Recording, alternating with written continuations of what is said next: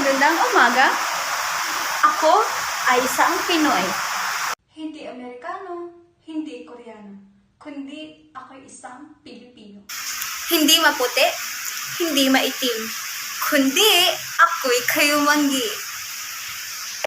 Kutis pala'y malalaman mo na kung ano ang lahi ko.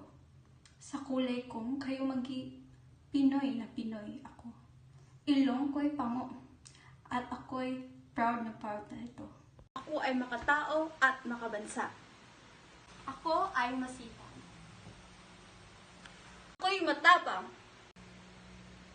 At ako ay madasalin. Ako ay mapagbigay. At ako ay mapagmahal. Ako ay matulungin. Ang bigat! Ako na po dyan. Ako si Deborah Bilason, ipinagmamalaki ko ang pagiging isang Pinoy.